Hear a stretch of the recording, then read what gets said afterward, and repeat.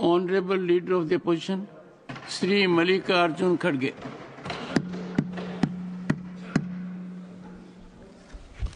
धन्यवाद सर, मुझे आपने विशेष मौका दिया, इसीलिए मैं आपका धन्यवाद करता हूं। और मेरी ये किस्मत अच्छी है कि सुनने के लिए गृह मंत्री भी यहाँ है, लेकिन गुफ्तगू कर रहे हैं, उसमें मैं डिस्टर्ब नहीं करना चाहता हूं कि आपके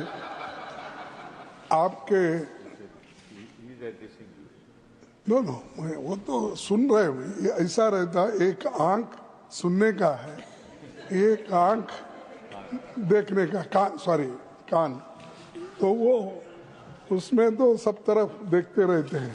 नहीं तो होम मिनिस्ट्री चलाते कैसा, लोगों को ईडी में डालते कैसा, सीबीआई कैसा चलाते हैं, ये सब बहुत उसमें तो मैं ही रहे हूँ। सर, मैं ज़्यादा बात नहीं करना चाहता हूँ, घंटों से आपने मेरे को जो भी 10-15 मिनट दे दी है उसमें मैं ख़त्म करता हूँ। सर, ये वक्फ बोर्ड अमेंडमेंट बिल जो है, इसके बारे में सारे देश में एक ऐसा माहौल बना है कि माइनॉरिटीज़ को तंग करने के लिए ये बिल लाया गया है। और ऐसा कोई बहुत से बदलाव अगर 95 के एक्ट से होते थे, 1995 के एक्ट से, तो हम मान लेते थे। जो वहाँ है इसमें डाल दिए, और जो नहीं डालना चाहिए ऐसे चीजें डाल दिए। मेरे पास तो कंपैरेटिव स्टेटमेंट है, अगर मैं बोलते कहूँ इस पर तो वक्त बहुत लगेगा। मैं ये 3 कॉलम बनाया हूँ कि पहले क्या था फॉर्मेशन, अब बीच में 95 में क्या था, इन्होंने क्या बदलाव किया, ऐसे सारे चीजें आपके सामने मैं रखने की कोशिश तो नहीं करूँगा, क्योंकि टाइम कम रहने की वजह से, और बिल को पास करना भी है आपको, तो इसलिए ये जो इतने लोग अपोज कर रहे हैं, और आपको देखिए इवन पार्लियामेंट में भी जो आपने कोशिश की सबसे मिलके इसको पास कराने के लिए, लोकसभा में, तो ये बिल पास हुआ कितने में, इनके पक्ष में 288 आए और विरोध में 232 आए। ऐसा कौन सा, यानी सभी लोग इसको एक्सेप्ट किए? इसका मतलब ये है इसमें कमियां हैं, खामियां हैं, इसको आप ये देखना चाहिए।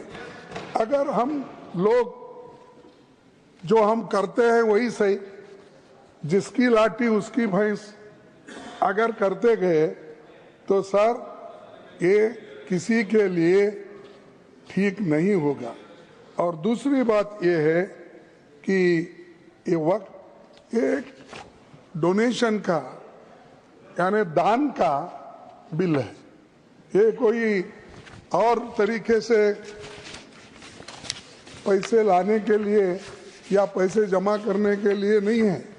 ये जो दान देता है या कोई इसको डोनेट करता है, वो मुसलमान हो सकता है, क्रिश्चियन हो सकता है, हिंदू हो सकता है, सिख हो सकता है, लेकिन ये सारी चीजें ध्यान में रख के आप करने के बजाय इसको आपने अलग तरीके से इसको देखकर जो माइनॉरिटीज के हकूक है उस हकूक को छीनने की कोशिश एक तरफ किए हैं, और दूसरी तरफ अभी कई वक्ताओं ने उधर से जो भी बोलते हैं पसमिंदा उनको और महिलाओं को ठीक करने के लिए, भाई ठीक है, लेकिन मैं आपका ये क्वेश्चन का आपने आंसर दिया है, यानी आपके डिपार्टमेंट माइनॉरिटीज के डिपार्टमेंट को आपने कितने पैसे अलॉटमेंट किया माइनॉरिटीज के लिए और कितना खर्च किया, और ये इसके आधार पर अगर मैं कहूं और रखूं आपके पास, आपको भी ताजुब होगा। सर, एक 18,274 करोड़ रुपए इन्होंने अलोकेशन किया 5 साल, जिसमें 3,574 करोड़ खर्च नहीं हुए। ये इनका गरीबों के वास्ते जो उनका जो सोच है इससे मालूम होता है। और उसमें और भी बजट कम करते करते करते गए। 1920 में 4,700 और 2020 में 2019 2019-20 तो उसमें इन्होंने 4,700 करोड़ रखा था, वो भी खर्च नहीं करे। 194 करोड़ उसमें बाकी रखे। 2021 में 4,005 तो उसमें भी फिर अनस्पेंट मनी 6 करोड़। 21-22 में 4,346 में 21 करोड़ बाकी अनस्पेंट। 22-23 में 2,612 फिर 1,775 अनस्पेंट। फिर 23-24 में 2,608 और अनस्पेंट 1,576। टोटल 18,274 में 3,574 अनस्पेंट मनी। एक तो 4,700 से घटाते घटाते अब 2,608 करोड़ पे आए। क्या यही है आपका? माइनॉरिटी के साथ, गरीबों के साथ हम भलाई करेंगे? क्या भलाई? एक तरफ बजट काट रहे हो, दूसरे तरफ 250 बजट को आप खर्च नहीं कर रहे। तो ये दर्शाता है कि आप माइनॉरिटी इकोनॉमिकली डेवलपमेंट करने के लिए या उनको एजुकेशन या हर तरीके के सहूलत देने के लिए आप तैयार नहीं हैं, इससे ये मालूम होता है। और उनके जो 5 ये आपने पहले बजट में बताया था, तो 5 उनके स्कीम को बंद कर दिए। 5 स्कीम्स, एक मौलाना आजाद नेशनल फेलोशिप को बंद कर दिए, इंटरेस्ट सब्सिडी एजुकेशन को देने का लोन वो भी बंद कर दिए, फ्री कोचिंग को बंद कर दिए, सपोर्ट फॉर स्टूडेंट्स वो भी बंद कर दिए। उसके बाद scheme for providing education in मदरसाज minorities वो भी बंद कर दिए। ये सब स्कीम आप एक तरफ बंद कर रहे हो, दूसरे तरफ बोलते कि गरीबों के लिए, महिलाओं के लिए, पसमानदा मुसलमानों के लिए एक तरफ कहते। अरे आप कम से कम इसको रिव्यू करके आप खर्च नहीं कर सकते?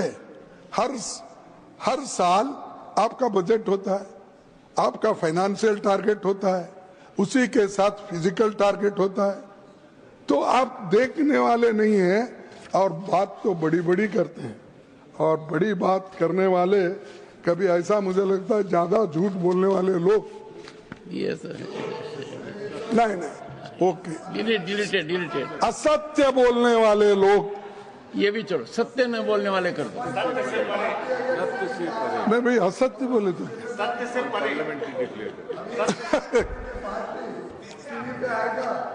तो वही बात हो जाएगी जहाँ से आज का दिन शुरू हुआ था।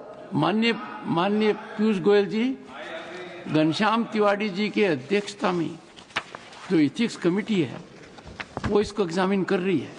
कोई रास्ता निकालना पड़ेगा, पॉलिटिकल पार्टीज को भी सोचना पड़ेगा। उनके कोई सदस्य का आचरण ऐसा हो जाए तो कैसे काउंसलिंग की जाए, क्या नतीजा निकले। माननीय leader of the opposition. Sir देखिए, 1995 एक्ट को इन्होंने सर्वसम्मति से उसको स्वीकार किया। आज वही लोग कहते हैं कि वो ठीक नहीं है, हम नया कानून बना रहे हैं वो गरीबों के लिए, माइनॉरिटीज के लिए।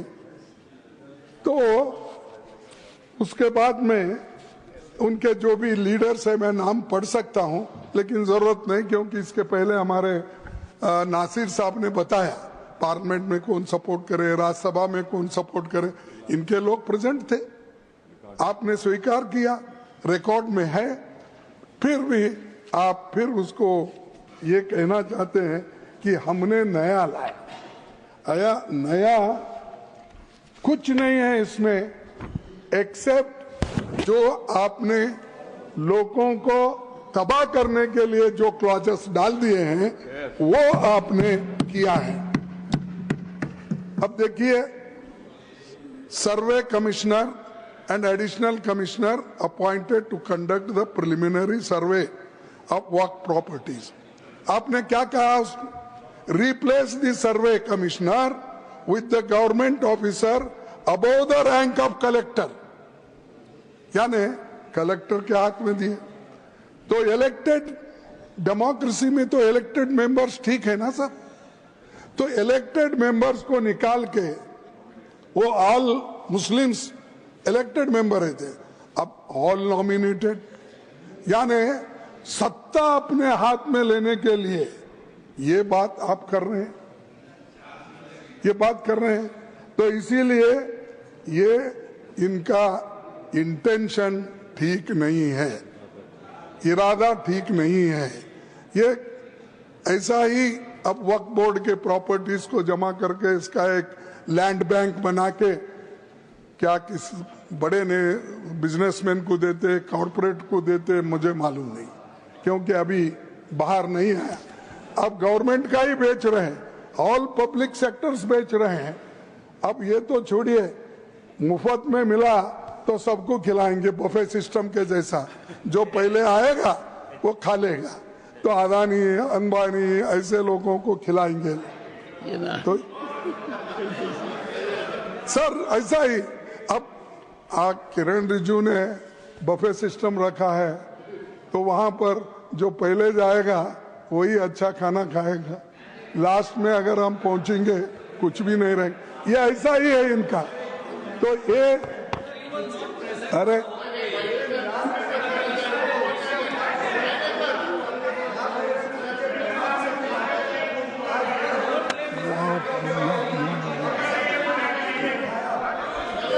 से सबने खुला है, उसके बाद ये सुन के बड़ा दुख होता है सर। एलओपी अगर बोल रहे हैं तो सर इस तरह बीच में डिस्टर्ब करना चाहिए सर। और एक सब गवर्नमेंट पहले की प्रोविजन जो था, गवर्नमेंट प्रॉपर्टी आइडेंटिफाइड एज वक्फ रिमेन्स वक्फ, ये था सर। अब क्या कर दिए हैं, गवर्नमेंट प्रॉपर्टी आइडेंटिफाइड एज वक्फ will no longer be considered वक्फ। The district collector will determine ownership in case of uncertainty and update revenue records who reports to the state.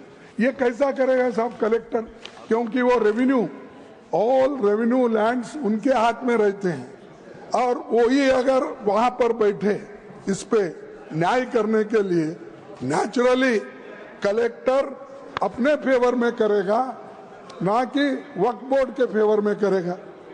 तो इसीलिए इसको देखना चाहिए, जो जजमेंट देने वाला है और वो खुद ही पार्टी है। ये सारी चीजें इसमें है।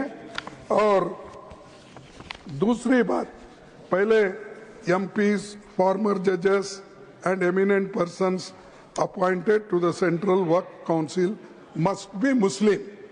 अब क्या किया आप, एमपीज, फॉर्मर जजेस and eminent persons appointed to the central Waqf council need not be Muslims and 2 members must be non Muslim. क्यों नॉन मुस्लिम्स को इसमें ला रहे हैं? क्या नहीं साहब, मैं पूछता हूं, तिरुपति में जो वहां पर ट्रस्ट है उसमें आप किसी मुस्लिम को डालते हैं? या राम मंदिर का ट्रस्ट है, क्या उसमें किसी मुस्लिम को डालते हैं? मुस्लिम तो छोड़ो, मैं हिंदू हूं, मेरे जैसे दलित समाज के लोगों को भी उस ट्रस्टी में नहीं रखते हैं आप। किसी भी इतने मंदिर इतने ये है, किसी में भी शेड्यूल कास्ट लोगों के लिए नहीं। इसीलिए तो मैं स्पेशल लिख के आपसे मांग, मैं ज्यादा कुछ नहीं बोलता और 5 मिनट 2 मिनट बोलूंगा, खत्म कर। तो क्या,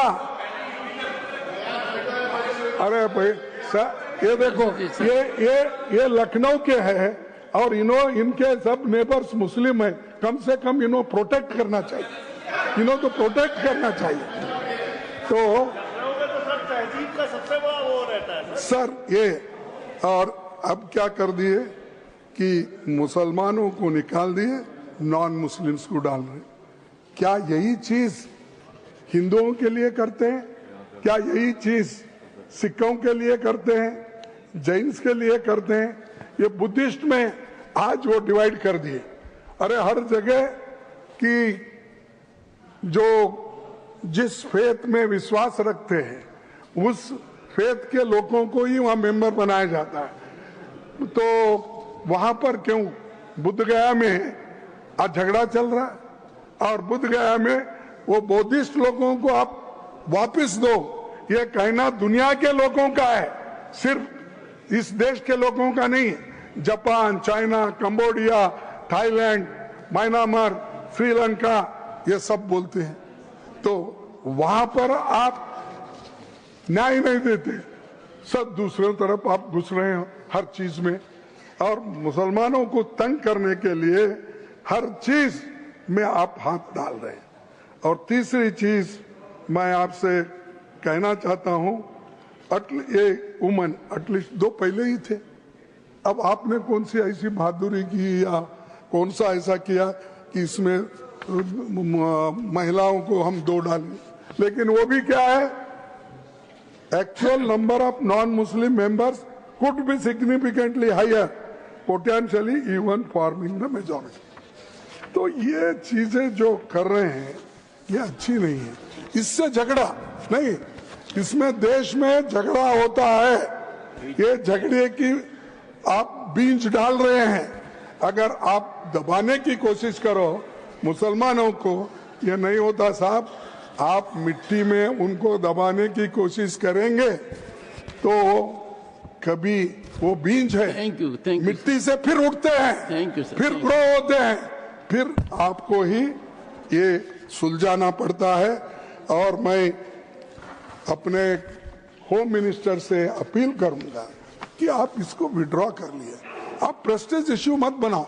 अगर गलतियां हैं तो सुधारने में क्या है, अगर ठीक नहीं है तो सही करने में क्या है।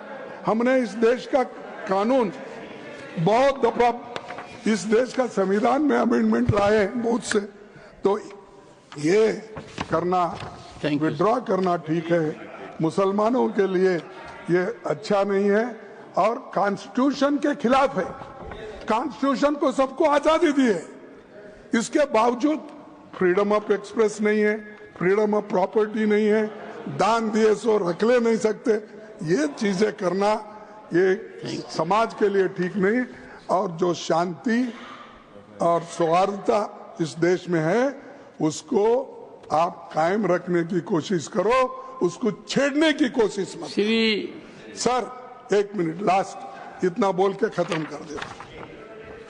मैं एक शायरी सुना, कभी तो लिख लो। नजर नहीं है नजारों की बात करते हैं, नजर नहीं है नजरों की बात करते हैं। हाँ, नजर नहीं है नजारों की बात करते हैं, जमी पे चांद सितारों की बात करते हैं। वो हाथ जोड़कर बस्ती को लूटने वाले, वो हाथ जोड़कर बस्ती को लूटने वाले भरी सभा में सुधारों की बात करते हैं। श्री संजय कुमार बड़ा झा। हसीन है सर, पूरा बोल। अच्छा पूरी नहीं गया। हाँ, बड़ा, ये शेर पूरा होने दो। वो हाथ जोड़कर बस्ती को लूटने वाले भरी सभा में सुधारों की बात करते हैं। बड़ा हसीन है उनकी जुबान की जादू, लगा के आग बाहरों की बात करते हैं। और मिली कमान तो अटकी नजर खजाने पे जमीन पे लगी।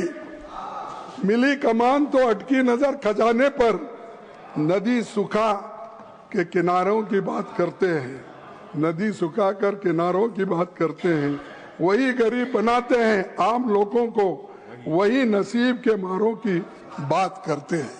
तो इसलिए कहता हूँ श्री कम से कम अब तो संजय कुमार झा, अब नहीं, अब तो शाह साहब सुनने के बाद तो कम से कम वापस लो, कोशिश करो।